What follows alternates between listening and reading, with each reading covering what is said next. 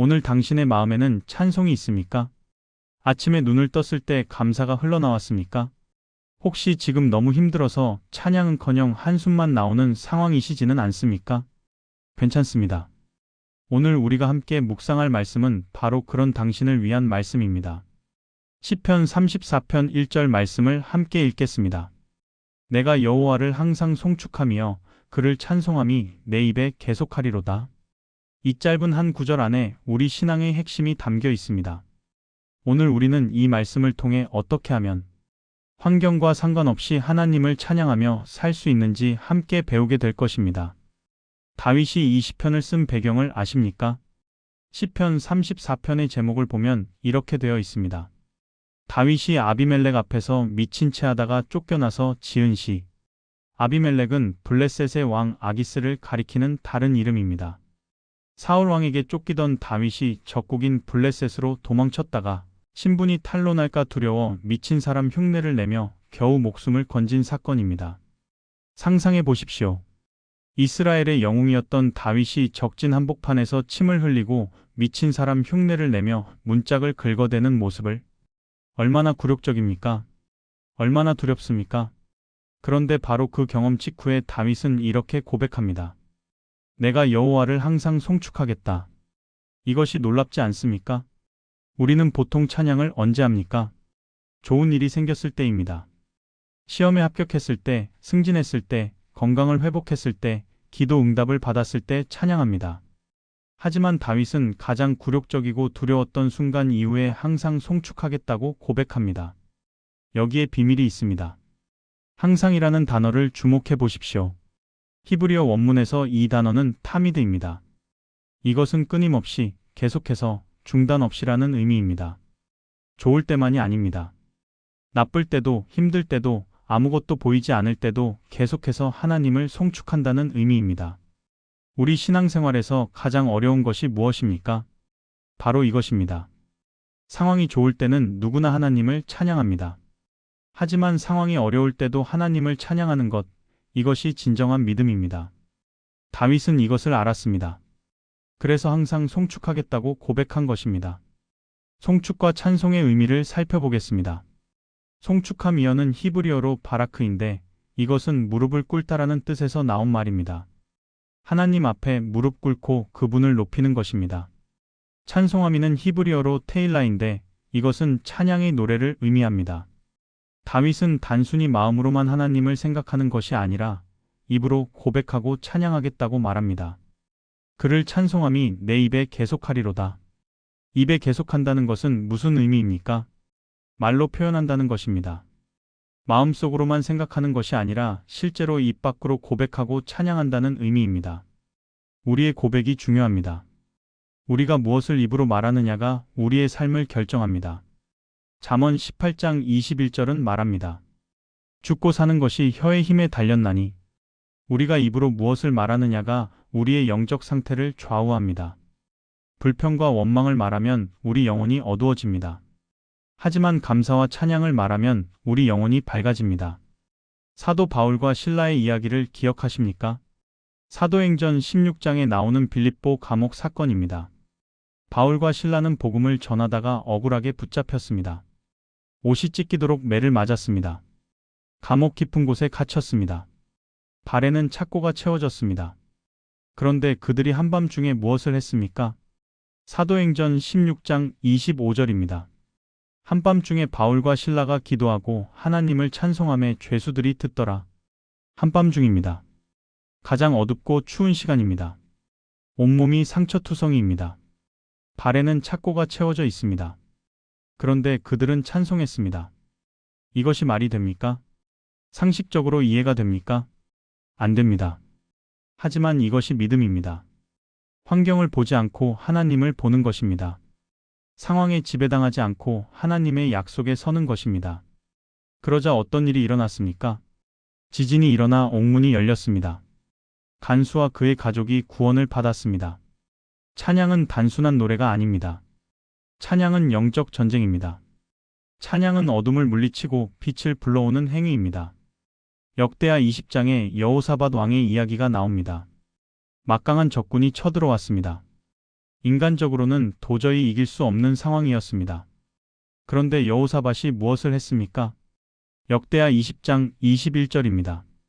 백성과 더불어 의논하고 노래하는 자들을 택하여 거룩한 예복을 입히고 군대 앞에서 행하며 여호와를 찬송하여 이르기를 여호와께 감사하세 그의 인자하심이 영원하도다 하게 하였더니 군대 앞에 찬양대를 세웠습니다.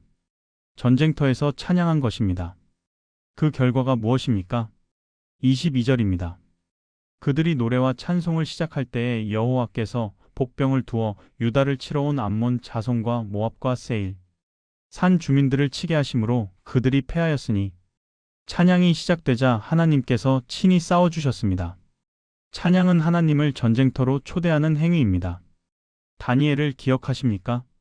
다니엘 6장에 나오는 이야기입니다. 다니엘은 바벨론에서 포로로 살았지만 하루 3번씩 하나님께 기도했습니다.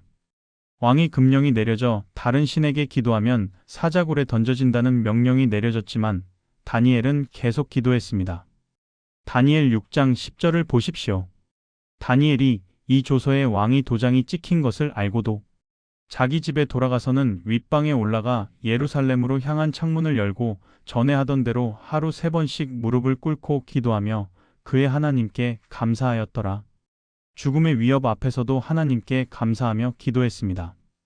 다니엘은 결국 사자굴에 던져졌습니다. 하지만 하나님께서 사자의 입을 막으셨습니다. 다니엘이 감사하며 기도했을 때 하나님께서 함께 하셨습니다. 이것이 항상 송축하는 삶의 능력입니다. 요셉의 이야기도 생각해 보십시오. 형들에게 팔려 애굽의 노예가 되었습니다. 억울하게 감옥에 갇혔습니다. 그런데 창세기 39장을 보면 반복해서 나오는 표현이 있습니다. 여호와께서 요셉과 함께 하심으로 요셉이 어디에 있든 하나님께서 함께 하셨습니다. 요셉은 불평하지 않았습니다. 원망하지 않았습니다. 주어진 자리에서 최선을 다했습니다. 하나님을 신뢰했습니다. 그 결과 애굽의 총리가 되어 많은 생명을 구했습니다. 창세기 50장 20절에서 요셉은 형들에게 이렇게 말합니다. 당신들은 나를 해하려 하였으나 하나님은 그것을 선으로 바꾸사 오늘과 같이 많은 백성의 생명을 구원하게 하시려 하셨나니 요셉은 고난 가운데서도 하나님의 선하심을 믿었습니다. 하나님의 계획을 신뢰했습니다. 이것이 항상 송축하는 삶의 비결입니다. 환경을 보지 않고 하나님을 보는 것입니다. 눈에 보이는 것에 흔들리지 않고 하나님의 약속에 서는 것입니다. 데살로니가전서 5장 16절부터 18절까지 말씀을 봅시다. 항상 기뻐하라 쉬지 말고 기도하라 범사에 감사하라. 이것이 그리스도 예수 안에서 너희를 향하신 하나님의 뜻이니라. 항상 기뻐하고 쉬지 말고 기도하고 범사에 감사하는 것이 하나님의 뜻입니다. 범사에라는 말에 주목하십시오. 좋은 일에만 감사하라는 것이 아닙니다. 범사에, 즉 모든 일에 감사하라는 것입니다. 좋은 일에도 나쁜 일에도 기쁠 때도 슬플 때도 승리할 때도 실패할 때도 감사하라는 것입니다. 이것이 가능합니까? 인간의 힘으로는 불가능합니다. 하지만 하나님의 은혜로는 가능합니다. 로마서 8장 28절이 그 답을 줍니다. 우리가 알거니와 하나님을 사랑하는 자, 곧 그의 뜻대로 부르심을 입은 자들에게는 모든 것이 합력하여 선을 이루느니라. 모든 것이 합력하여 선을 이룬다는 약속입니다. 지금 당장은 이해가 안 되고 힘들어도 하나님께서 모든 것을 합력하여 선을 이루신다는 약속입니다. 이것을 믿을 때 우리는 어떤 상황에서도 감사할 수 있습니다. 히브리서 13장 15절은 말합니다. 그러므로 우리는 예수로 말미암아 항상 찬송의 제사를 하나님께 드리자. 이는 그 이름을 증언하는 입술의 열매니라. 찬송을 제사라고 표현합니다. 제사는 무엇입니까? 희생입니다. 대가를 치르는 것입니다. 좋을 때 찬양하는 것은 쉽습니다. 하지만 힘들 때, 아무것도 보이지 않을 때, 하나님이 침묵하시는 것 같을 때도 찬양하는 것, 이것이 진정한 제사입니다. 이것이 하나님께서 기뻐하시는 제사입니다. 시편 42편 11절을 보십시오. 내 영혼아 내가 어찌하여 낙심하며 어찌하여 내 속에서 불안해하는가. 너는 하나님께 소망을 두라. 그가 나타나 도우심으로 말미암아 내 하나님을 여전히 찬송하리로다. 시편 기자는 자기 영혼에게 말합니다. 하나님께 소망을 두라. 여전히 찬송하라. 여전이라는 단어가 중요합니다. 상황이 바뀌지 않아도, 문제가 해결되지 않아도 여전히 찬송한다는 것입니다. 이것이 믿음입니다. 이것이 다윗이 말한 항상 송축하는 삶입니다. 빌립보서 4장 4절입니다. 주 안에서 항상 기뻐하라. 내가 다시 말하노니 기뻐하라. 바울은 기뻐하라고 한 번 말하고 다시 강조해서 내가 다시 말하노니 기뻐하라고 말합니다. 왜 이렇게 강조합니까? 그만큼 중요하기 때문입니다. 그만큼 어렵기 때문입니다. 바울이 이 편지를 쓸 때 어디에 있었습니까? 감옥에 있었습니다. 언제 죽을지 모르는 상황이었습니다. 그런데 그는 항상 기뻐하라고 말합니다. 이것이 복음의 능력입니다. 환경을 초월하는 기쁨입니다. 에베소서 5장 19절부터 20절은 이렇게 말합니다.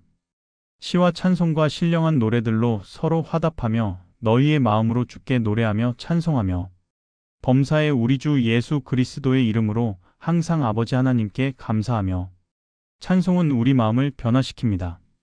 우리의 영적 상태를 바꿉니다. 과학적으로도 입증되었습니다.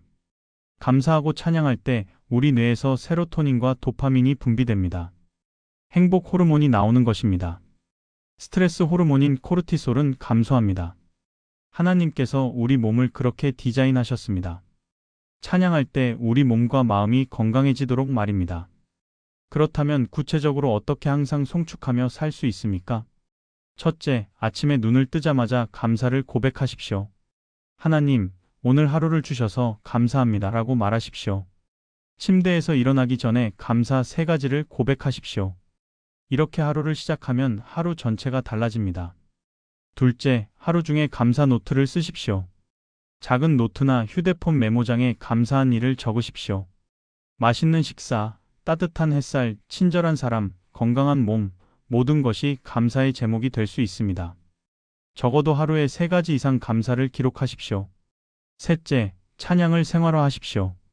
출퇴근길에 찬양을 들으십시오. 집안일을 하면서 찬양을 흥얼거리십시오. 샤워하면서 찬양하십시오. 우리의 입에서 찬양이 끊이지 않도록 하십시오. 다윗처럼 그를 찬송함이 내 입에 계속하리로다고 고백하십시오. 넷째, 어려운 상황에서 더욱 의식적으로 감사를 선택하십시오. 문제가 생겼을 때, 힘든 일이 생겼을 때, 바로 그때가 감사를 선택해야 할 때입니다. 하나님, 이 상황을 통해 무엇을 가르치시려는지 모르지만 감사합니다 라고 고백하십시오.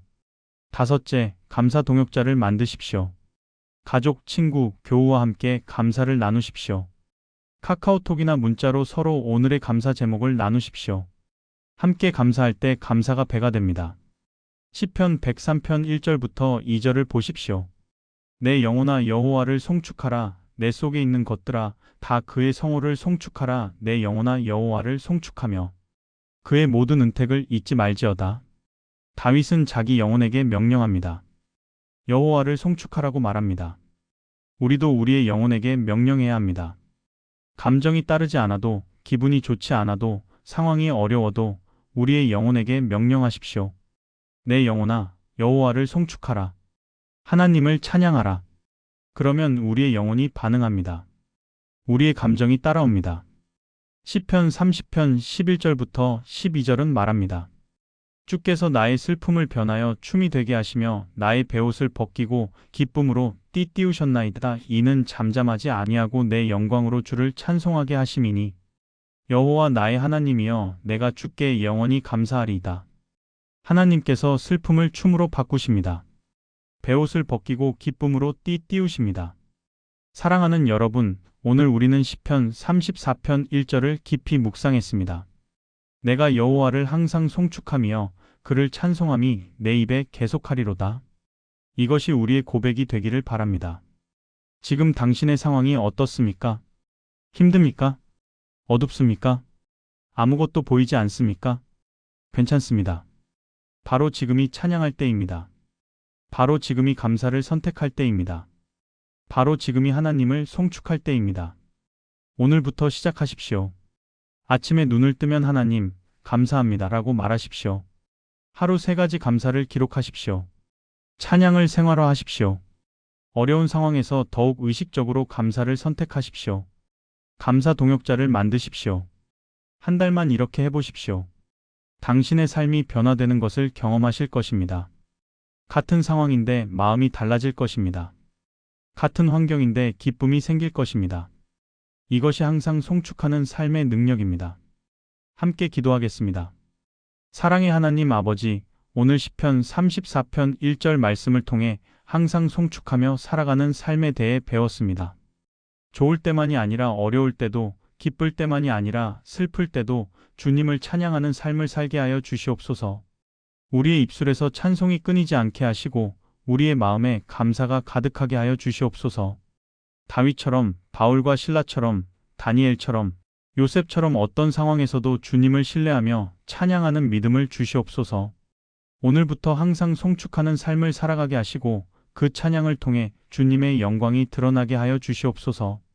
예수 그리스도의 이름으로 기도드립니다. 아멘. 하나님의 은혜가 여러분의 삶 가운데 충만하시기를 축복합니다.